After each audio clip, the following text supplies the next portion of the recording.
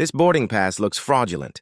The word fraudulent hung in the air, attaching itself to Zara, the black woman, in the minds of nearby passengers. Suspicions spread like contagion. "Step aside, ma'am," the airline staff Brenda directed. "Is there a problem with my ticket?" Zara asked, voice level. No defensive tone, no raised volume. "We need to verify this." "Step aside, please," Brenda Stone suggested. She'd found contraband rather than a valid first-class boarding pass. She made a show of typing into her computer, glancing occasionally at Zara with poorly disguised skepticism.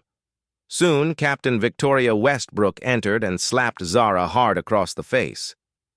The impact echoed through the suddenly silent cabin. "Would you like to know what caused the slap that ended careers and exposed a system that had been hiding in plain sight? This story reveals what happens when a woman, who was assumed to be nothing and slapped because of her skin color, stood up and revealed who she really was. If you stand against injustice and prejudice, comment Justice for Zara in the comments and click on the subscribe button to enjoy more of these stories. This was how it all started. Commander Zara Jackson. Every morning for 20 years, her alarm had jolted her awake at 4:30 a.m. This morning was no different, except today she wasn't reaching for her uniform.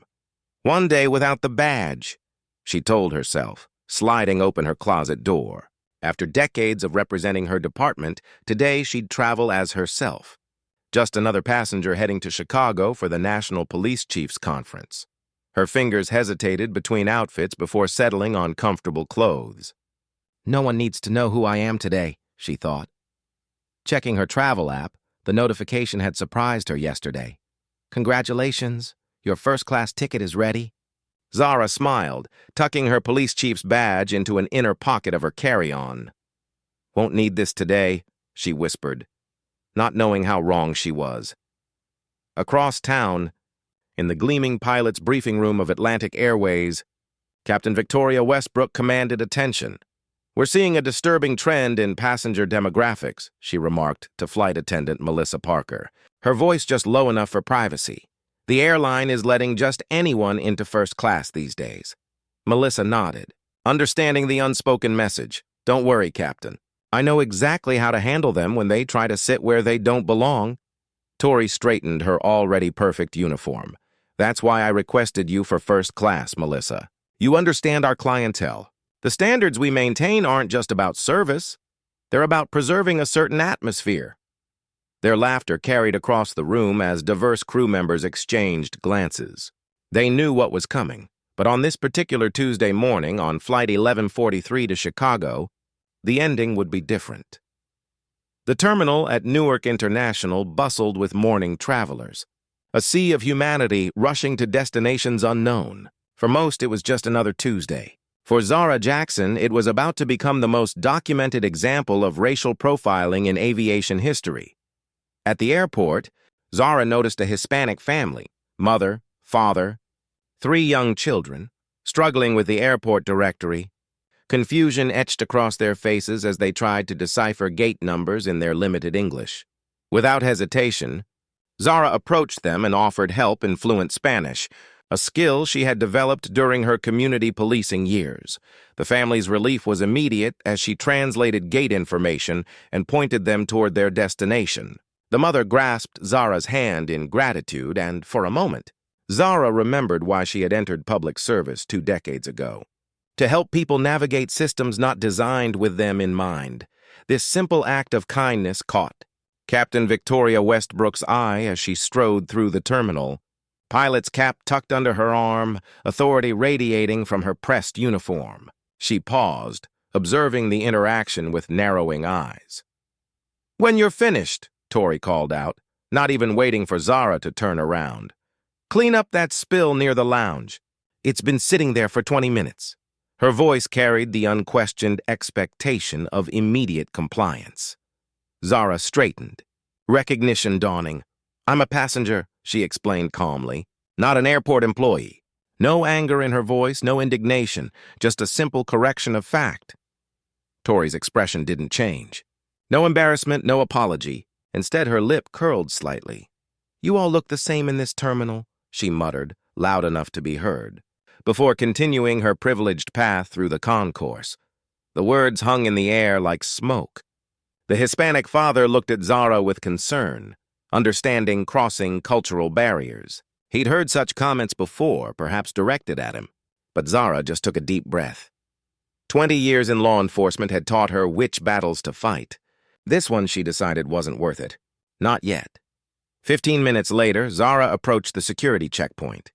Business travelers removed laptops with practiced efficiency. Zara's carry-on contained nothing unusual. Clothes for 3 days, toiletries, conference materials, a small gift for her daughter. The scanner showed no threats. Green light. All clear. And yet, "Step aside, ma'am," the TSA agent directed, blue-gloved hand already reaching for her bag. Random screening. His name tag read, Hoffman. His eyes never quite met hers. The word hung in the air as 3 white businessmen walked through without a second glance. Random, as an elderly white couple was waved forward with smiles. Random, as a white teenager with a backpack full of electronics passed without question. Random as a stream of non-black passengers flowed through the checkpoint unimpeded. The statistical improbability of such randomness wasn't lost on Zara. Agent Hoffman's hands were unnecessarily rough as they rummaged through Zara's meticulously packed belongings. Items carefully arranged were now jumbled without care. "What's this hard object?" he demanded, voice deliberately loud enough for others to hear, creating a spectacle of suspicion. "Just my travel toiletry case," Zara responded evenly, maintaining the composure that had carried her through countless high-pressure situations. The transparent case clearly showed a toothbrush, facial cleanser, moisturizer, ordinary items carried by millions of travelers daily from the expedited security line. The one Zara's frequent flyer status should have granted her access to. Captain Westbrook watched with smug satisfaction. "Security knows who to check," she commented to another pilot beside her, not bothering to lower her voice. The other pilot smiled but remained silent, complicity through inaction. After finding nothing suspicious, "You're free to go." "Ma'am," Hoffman said hastily, repacking her bag, avoiding eye contact. No apology. No acknowledgement of the unnecessary delay or invasive search. Just sudden, uncomfortable efficiency, born of self-preservation rather than respect. But the damage was done. Captain Westbrook had noted Zara's face with new interest, following her movement through the terminal with predatory focus. Something about this passenger bothered her. Whatever the reason, Zara had become a target. The pattern continued at Gate 37, where Premium Airways Flight 1143 to Chicago prepared for boarding. The electronic board showed an on-time departure. First-class passengers gathered near the priority lane, their status marked by subtle signifiers, premium luggage, tailored clothing, the casual confidence of those accustomed to preferential treatment. Zara approached the first-class line, boarding pass ready. The gate agent, Brenda Williams, wearing the same silver wings pin that adorned flight attendant Melissa Parker's uniform, looked up. Her eyes flicked momentarily to Captain Westbrook, who stood nearby pretending to review flight papers. A silent communication passed between them, imperceptible to most but obvious to Zara, who had spent her career reading such subtle signals. "Economy boarding isn't for another 45 minutes, Brenda announced loudly, ensuring nearby passengers turned to stare. Her voice carried deliberate authority designed to create public embarrassment. Zara placed her boarding pass on the counter without comment. Years of de-escalation training guided her response, calm, factual, devoid of the emotion Brenda sought to provoke. She understood the game being played, create a reaction, then use that reaction to justify escalation. Brenda examined the pass as though it were written in hieroglyphics. "Turning it over, holding it up to the light. This seems unusual," she declared, drawing out the moment, inviting onlookers to join her suspicion. "Is there a problem with my ticket?"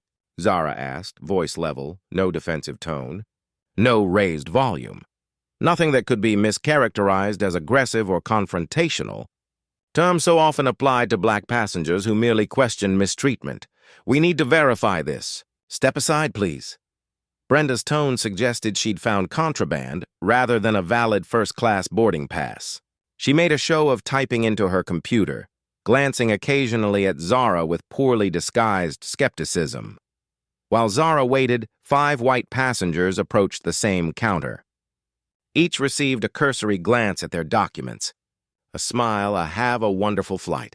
No verification, no scrutiny, no delay. The contrast could not have been more stark or more familiar to Zara. From her position near the jet bridge entrance, Captain Westbrook nodded approvingly at Brenda's performance. This choreographed humiliation had an audience of one, the captain, whose approval mattered more to Brenda than professional ethics or basic human decency. The orchestration became more obvious when Brenda summoned her supervisor. Voice pitched to Carrie, "I think we have a fraudulent boarding pass."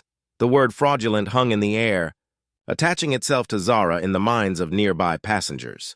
Suspicion spread like contagion.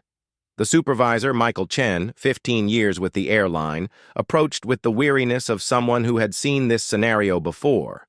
He reviewed the computer system with practiced efficiency, fingers moving rapidly across the keyboard. "The ticket is valid," he confirmed, turning the screen to show Brenda. "First-class seat 2A, purchased 3 weeks ago. The passenger is a platinum member." Brenda's disappointment was visible. "Are you sure? It doesn't seem right." The implication was clear. Some passengers didn't belong in first class, regardless of their ticket status. That's when Captain Westbrook inserted herself directly into the situation, striding over with manufactured concern.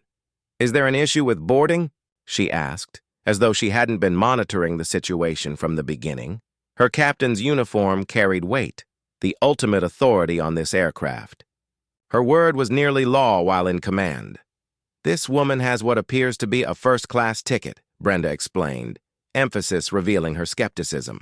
She said this woman rather than this passenger, a subtle dehumanization that didn't go unnoticed by those familiar with discriminatory language.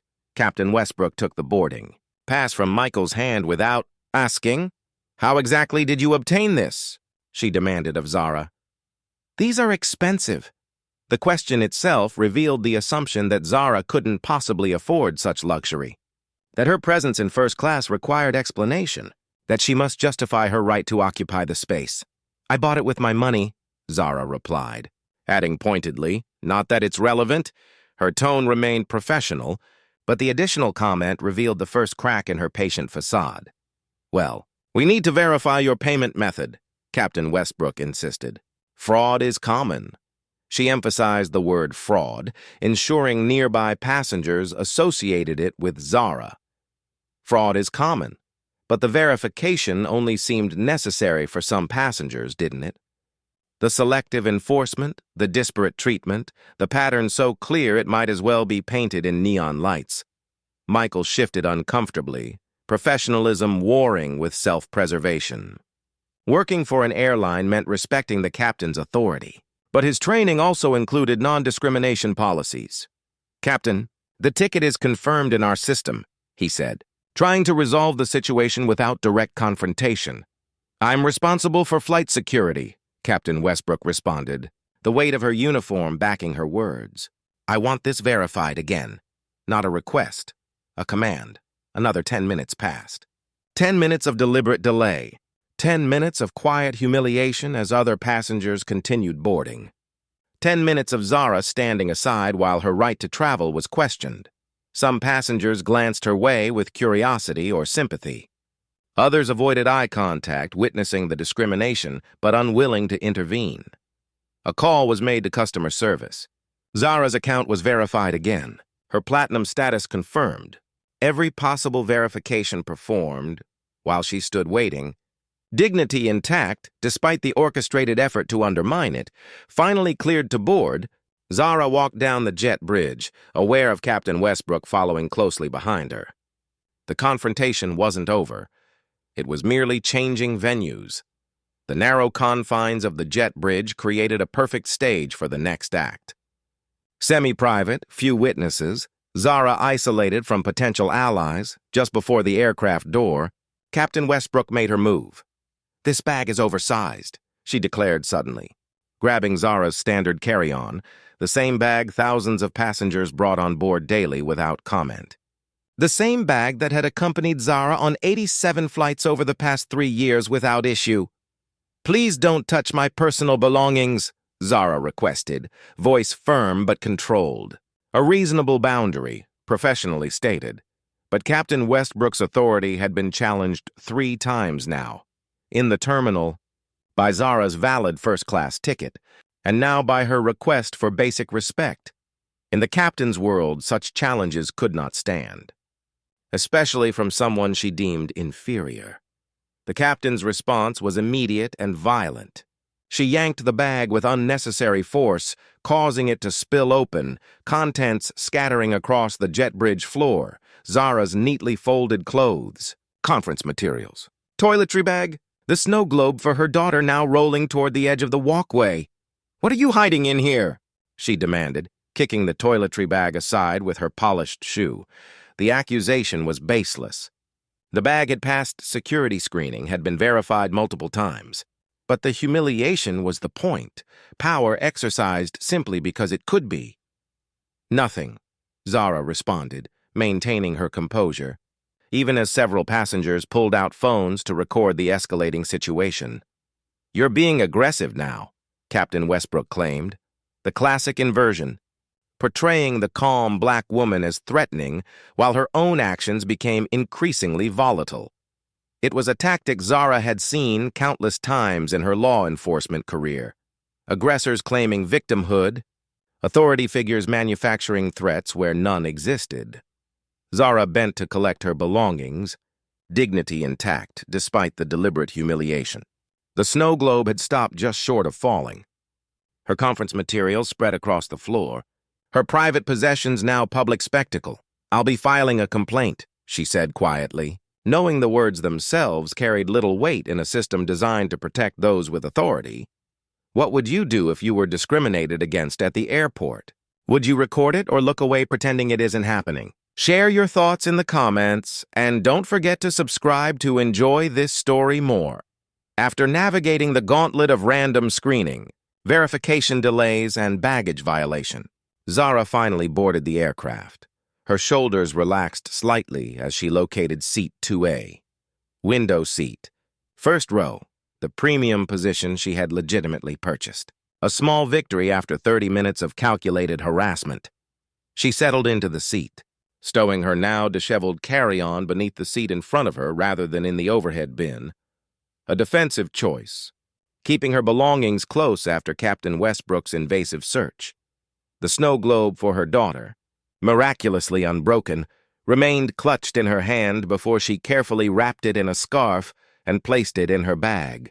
Around her, the familiar rhythm of pre-flight preparations unfolded. Flight attendant Melissa Parker moved efficiently through the first-class cabin, offering pre-departure beverages to passengers in 1C, 1D, 2B, all white businessmen who received immediate attention, warm smiles, and solicitous inquiries about their comfort. Melissa's eyes slid past Zara as though the seat were empty. Not once, not twice, but repeatedly. A deliberate invisibility imposed by calculated neglect. The contrast was stark and unmistakable to anyone paying attention. The passenger in 2B received his second scotch while Zara hadn't been acknowledged once. "Excuse me," Zara said as Melissa passed for the 4th time, her voice measured and professional. "Could I have a bottle of water, please?"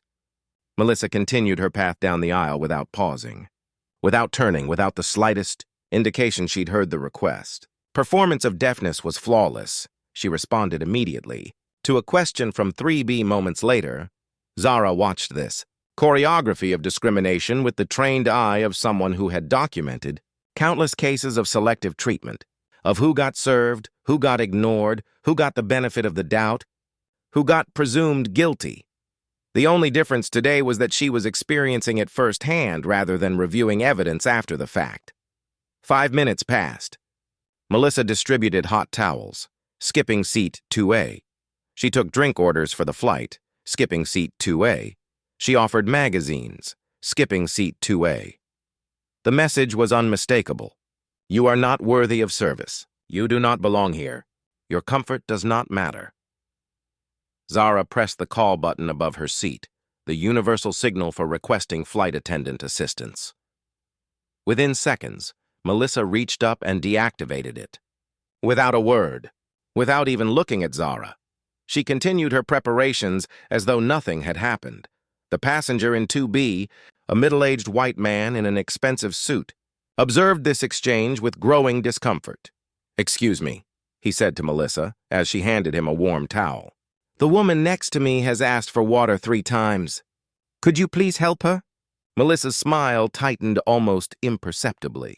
"I'll get to her when I have time," she responded, her tone making clear that such time might never arrive. The systematic denial of basic service that defined the first-class experience, continued with methodical precision.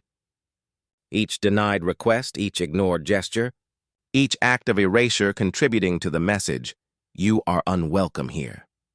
Zara removed her phone and opened the notes application, documenting each incident with timestamps, descriptions, and names. Years of investigative work had taught her the value of contemporaneous notes, precise details recorded in the moment rather than reconstructed later.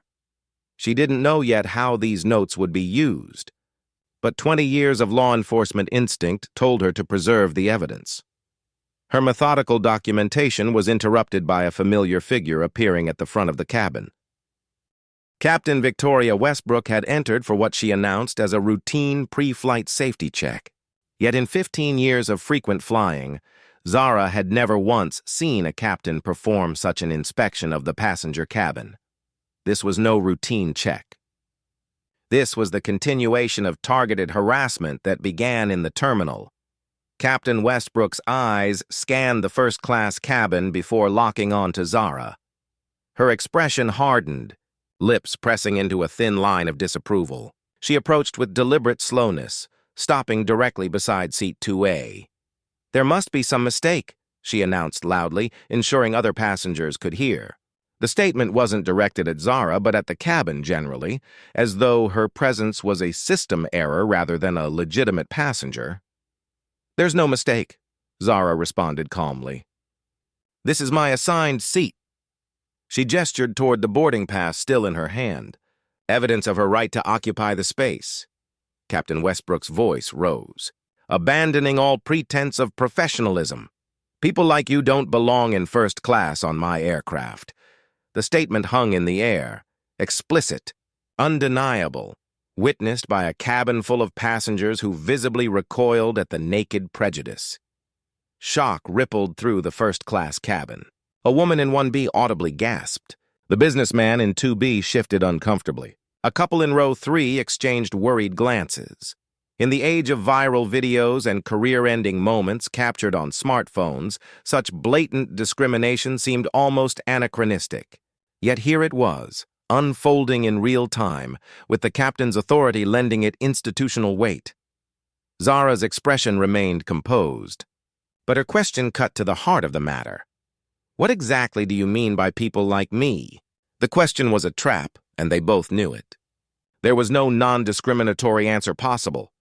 "You know exactly what I mean," Captain Westbrook responded, doubling down rather than retreating. "You're out of place here." The words carried centuries of history. Who belonged where, who decided, and what happened to those who crossed invisible boundaries. The cabin had gone silent. Even the ambient sounds of boarding seemed to have faded. Every passenger was now a witness to an escalating situation where the power dynamic appeared clear. The uniformed captain versus the lone passenger. Recognizing the historical significance of what was unfolding, Zara reached for her phone to document the interaction. Not for a lawsuit, not for compensation, but for accountability. So this moment couldn't be denied later, couldn't be minimized, couldn't be rewritten to blame the victim. Melissa materialized instantly, with a speed never displayed when service was requested. "No recording allowed during safety checks," she declared, positioning herself to block Zara's phone. The coordination between captain and flight attendant revealed their practice dynamic. One created the confrontation, while the other enforced arbitrary rules to prevent documentation. But it was too late. Other passengers had begun recording, in seats 1D, 3A, and 4C. Smartphones discreetly captured what had transformed from casual discrimination into something approaching public spectacle. Captain Westbrook's frustration escalated as she realized she was losing control of the narrative. She pointed her finger directly in Zara's face, close enough that Zara could feel the displacement of air, the physical intrusion of personal space. "You're being disruptive," she accused, voice tightening with anger. The accusation was absurd on its face. Zara hadn't moved from her seat, hadn't raised her voice, hadn't done anything but exist in a space Captain Westbrook believed she shouldn't occupy. "I'm sitting quietly in my assigned seat," Zara responded. Still calm, still measured, still professional despite the escalating harassment. Her hands remained visible on the armrests, a habitual position from years of de-escalation training. Nothing that could be misinterpreted as threatening, nothing that could justify further escalation, but Captain Westbrook wasn't interested in de-escalation.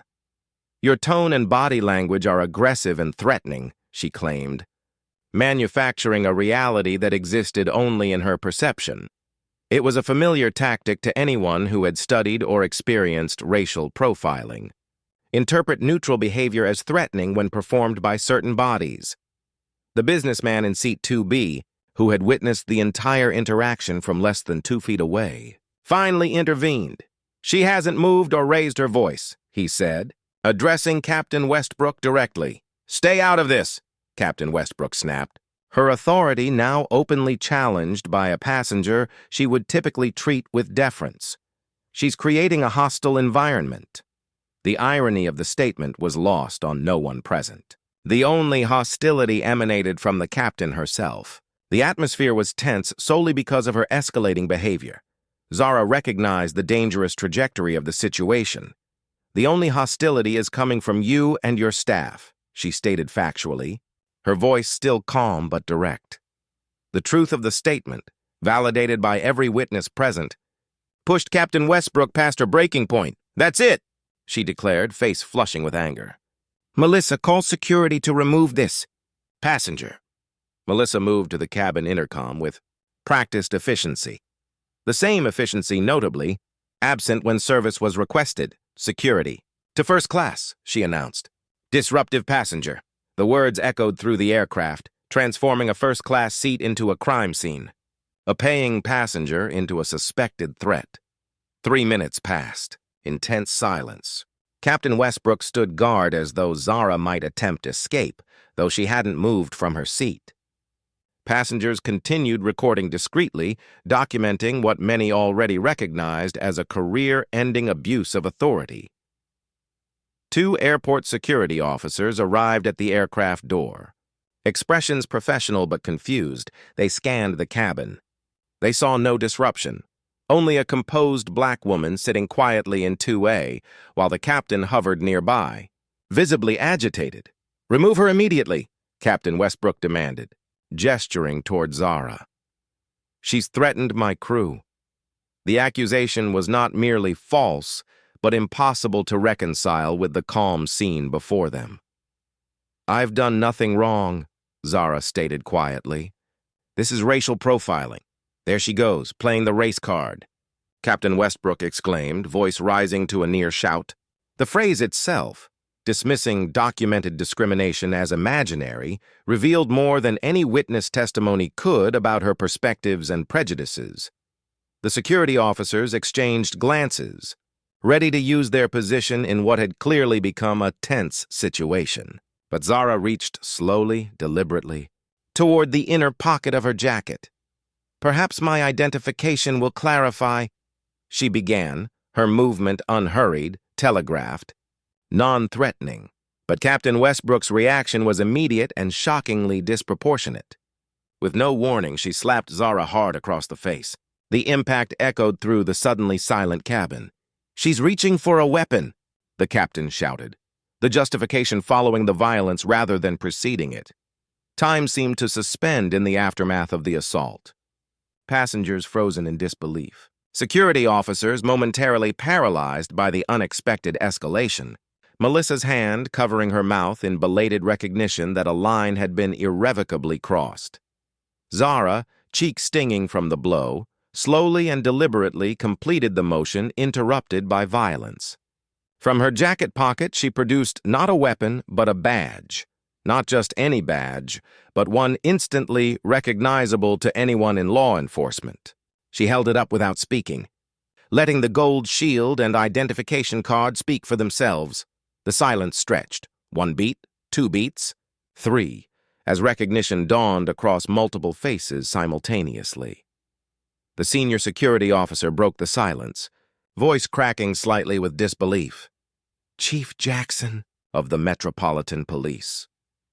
His posture straightened involuntarily, the instinctive response of a junior officer in the presence of command leadership. The transformation was instantaneous. Captain Westbrook's face drained of color as the full implications crashed upon her. The hand that moments ago struck a passenger began to tremble visibly. The absolute authority she wielded seconds earlier evaporated, replaced by dawning horror of irreversible consequence. The officer unclipped his radio. His next words delivered with professional clarity. I need backup and arrest support at Gate 37. Captain Victoria Westbrook is being detained for assaulting Chief Zara Jackson. In a single moment, in a single revelation, the power dynamic that shaped every interaction since the terminal inverted completely. The woman repeatedly told she didn't belong held more authority than anyone else on the aircraft. Passengers gasped. Phones raised higher.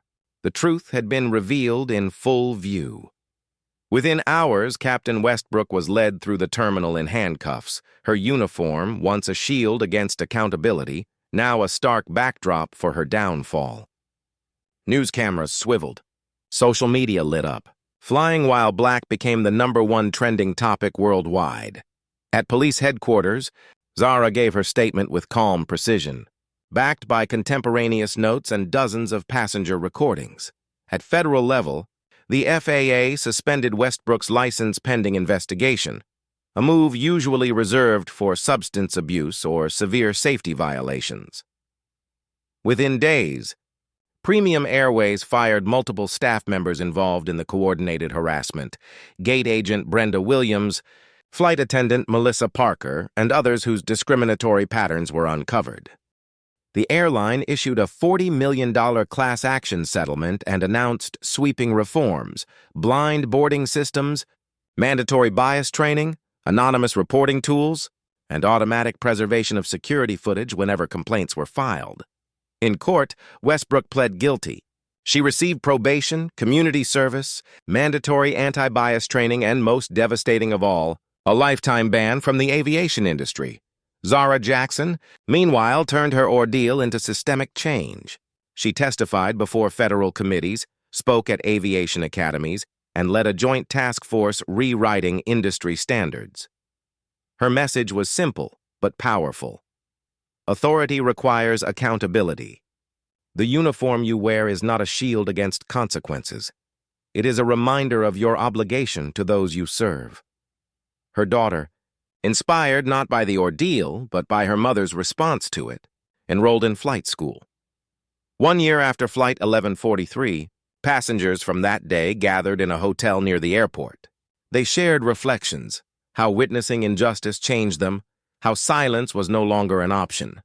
The businessman from 2B admitted, I used to mind my own business. Now I know silence is participation. Neutrality serves the oppressor, never the victim. The slap heard around the world had become more than an incident. It was a reckoning, a turning point for aviation, for authority, for accountability. For once, consequences matched the offense. For once, power faced justice. And for once, in full view of a watching world, justice wasn't delayed or denied, but delivered.